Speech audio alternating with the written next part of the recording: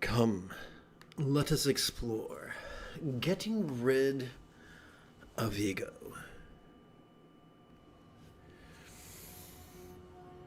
Whoops, wrong button. Sorry, kids. Let's try that again.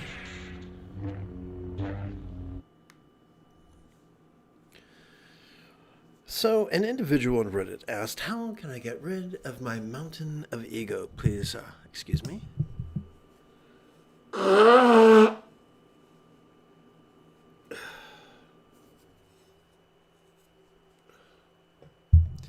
Thank you.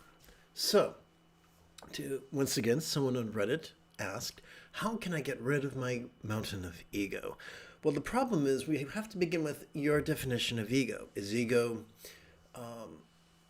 your pride? Is ego the amalgamation of your survival impulses?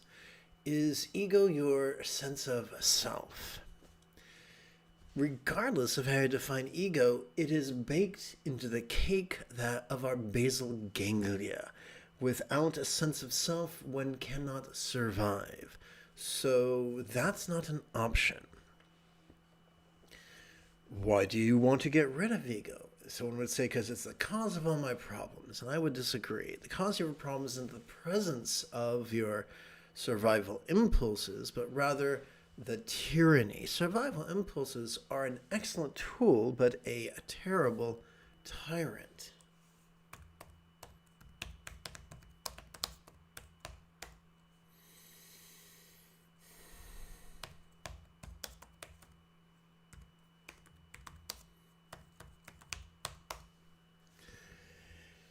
So what are we to do then when we notice our sense of self? What are we to do to make sure it doesn't control us?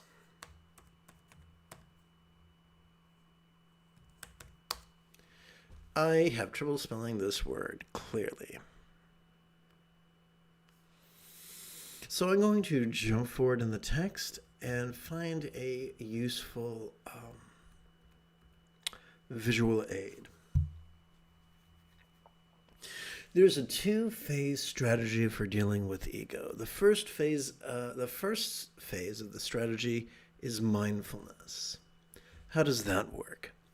Every time we inhale, whether we know it or not, we are wired to effortlessly and automatically access the sympathetic nervous system ensconced within the middle third of our spinal cord. This sympathetic nervous system has evolved to help us to notice in a very special way. The sympathetic nervous system has evolved to help us notice vulnerably, passively, viscerally, randomly, and fleetingly, which is the opposite of concentration, no less mind-blanking.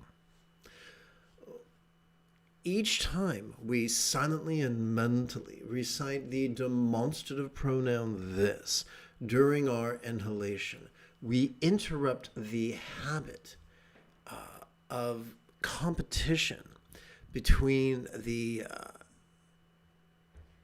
cerebral cortex and our sympathetic nervous system, setting space for cooperation to take place. And that's a very good thing.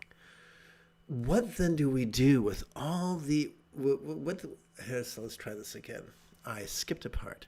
So we have evolved to notice mind's antics of perception. We have evolved to notice sights, sounds, sensations, flavors, scents, and the like. We have evolved to notice all the emotions, all the intentions, all the thoughts, all the memories, and all the imaginings. Now, there are some people who would say that noticing those things is just ego. No, it's not. There are so many poop heads prancing about the countryside, insisting that every uncomfortable thing in our life or destructive thing in our life is due to ego. No, it's not. The Buddha taught that the seventh enlightenment factor is mindfulness. The Buddha taught that the seventh fold of the eightfold path is mindfulness, and that the first enlightenment factor is mindfulness. So if someone tells you that noticing pain or injustice is ego, thank them for their time and walk away from them, because they simply do not know of that of which they speak. So we've got mindfulness, and mindfulness helps us notice everything: the external, the internal, the physical, the mental, the pleasurable, the painful, the interesting, the boring, the glorious, and the grotesque. But what do we do with all that stuff that we notice? That brings us to the second phase, which is meditation. Every time we exhale, whether we know it or not, we have evolved to automatically access the parasympathetic nervous system divided between the lower third and the upper third of our spinal cord. This parasympathetic nervous system has evolved to support the physical relaxation and mental release of that which we noticed during our previous inhalation, including our sense of self. Each time we silently and mentally recite the one-syllable verb ease during our exhalation, we interrupt the habit of our cerebral cortex competing with our parasympathetic nervous system. And having interrupted that pattern, we set space for these two boys to cooperate.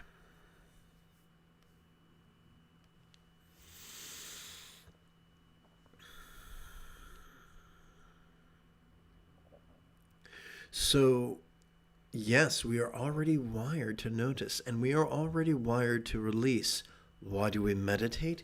By meditating in this manner, we are using monosyllabic words to assist our cerebral cortex in cooperating with this process, as opposed to undercutting it.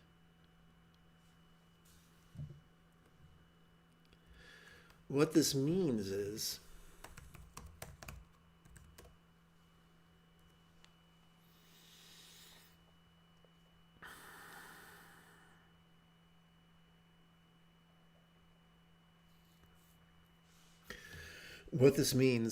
that as we breathe in, we can notice the three-ring shit show that we attribute to our survival strategies or our sense of self. But as we relax into our exhalation, that sense of self, that pride, that ego relinquishes control over our choices and our utterances and our deeds. Now, they might ask the question, why have the waters become so muddied?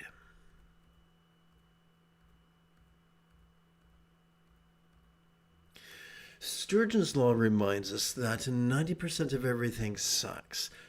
For the last 13,000 years approximately, since the Neolithic Revolution, the majority of societies have been training virtually every member of society to be rigid, fearful, superstitious, controlling, elitist, cryptic, competitive, and cruel. So, anybody entering upon the path of meditation, armed with this worldview, with this controlling worldview, with this fearful worldview, is going to look at the functionings of their mind and say, I must control those functionings. The great irony is the great luminaries have always taught the opposite. Whether we're talking about Lao Tzu or Gautama or the Christ, they taught, instead of being rigid, be flexible. Instead of being fearful, be loving. Instead of being superstitious, be rational. Instead of being controlling, be laid back. Instead of being elitist, be egalitarian. Instead of being cryptic, be lucid. Instead of being competitive, be cooperative. Instead of being cruel, being kind. So if we have a laid back, vulnerable attitude toward what we're experiencing, then the process of noticing and relaxing is going to seem much more acceptable. And so we find that we're not just letting go of our sense of self. We're not just letting go of ego. We're not just letting go of the tyranny of our survival instincts. We are letting go of patriarchy itself. This concludes the opening lesson for today's live stream.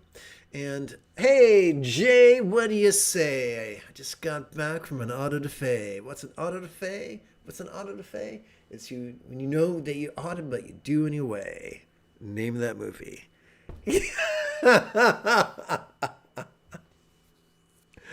Okay, so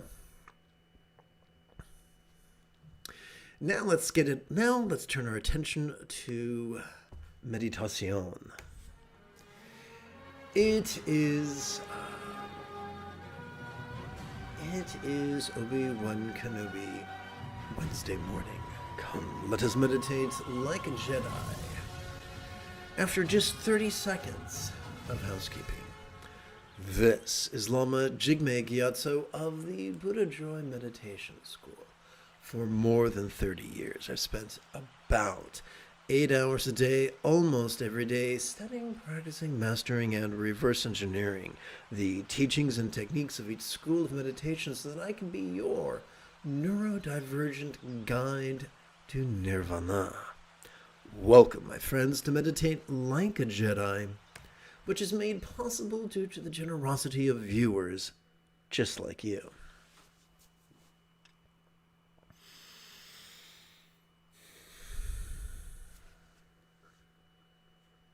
So let's turn our attention to the latest iteration of Easy Mantra Meditation. The contemporary practice of Dzogchen, or Mahamudra, is the energy work of Anu Yoga, the simile chanting of Mahayoga, and the mindfulness and meditation of Ati Yoga. Let us begin with energy work.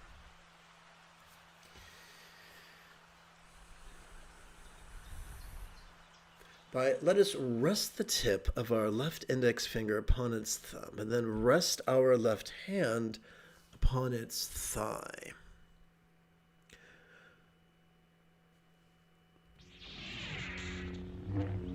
Doing so could gently invite or real or imagine subtle energies to effortlessly and automatically coalesce at the crown of this head. Oh, excuse me, I am the Lord of Mucus. So let us begin by training in loving wish, or wishing love, by chanting. In our compassion may we long to free all beings, choices, utterance, and deeds from the tyranny of the survival impulses of hating, craving, and clinging, metaphorically known as the three mental poisons. Now let's add a splash of pragmatism. In our pragmatism may all liberation of all others be fueled by our reliance upon the Buddhas, exampled instructions and students described by the metaphor of the three wish-fulfilling jewels. Now let us chant the 8-syllable synopsis of these past 4 pages. And if you want, you can do this while performing a geriatric version of a squat thrust, for a splash of the old dopamine. So, excuse me whilst I whip this out. Name that movie. That was Blazing Saddles.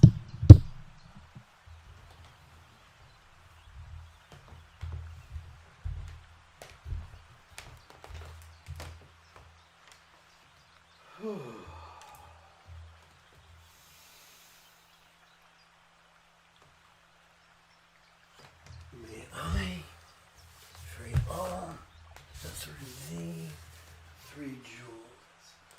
May I free all through thee 3 jewels. May I free all through thee 3 jewels. Yes, yes, full contact Buddha bowing. What finer way to celebrate the birth of Christ?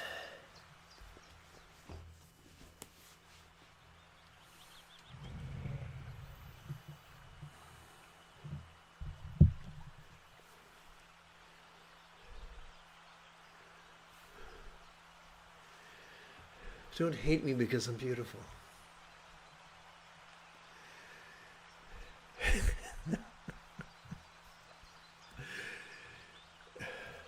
Let's chant Mahayoga's or Tantra Mahamudra's wise similes. To better master the impermanence and interdependence comprising the first fold of Buddha's Eightfold Path.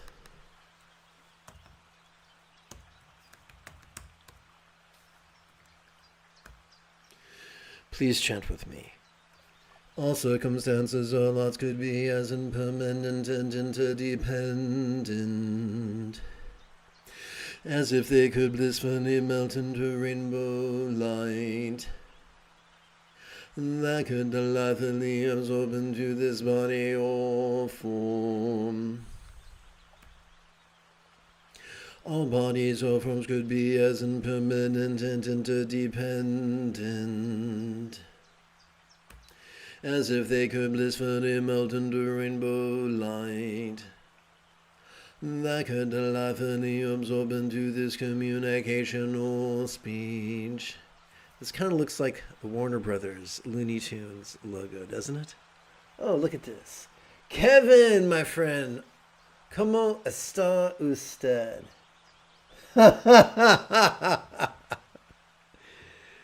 Now I have to practice my very bad Scottish imitation. Now is the time of the quickening.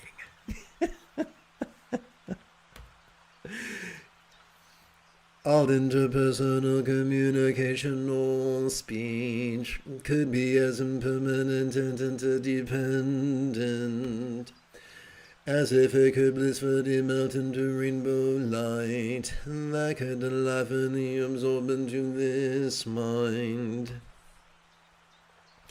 All minds could be as impermanent and interdependent as if they could blissfully melt into rainbow light that could delightfully absorb into our vast empty void, like the illusion of the infinite azure sky on a bright and beautiful cloudless morn, which, although tantalizing to the eye, could be not graspable to the hand.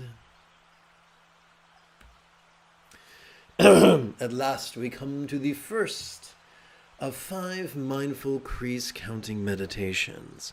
This is a great opportunity to review the 3 pillars of Bengali crease counting. The first pillar is working with your right hand. Oh, look at that, the cabinet's open. Don't I feel like white trash? So over the span of 12 inhalations, we could advance our right thumb in the following manner, beginning with our little finger. 1, 2, 3, 4, 5, 6, 7, 8, 9, 10, 11, 12. Now we come to part 2, working with our left hand. We could multiply these 12 inhalations by 4 sets for a total of 48 inhalations. We could count these 4 sets, you guessed it, on our left hand. 1, 2, 3, 4 sets of 12 inhalations each. Now we come to part 3, where we work with both hands simultaneously. Just like, I don't know if you're old enough to remember SCTV back in the early 80s with Count Floyd. Ooh, scary, eh, kids? Okay.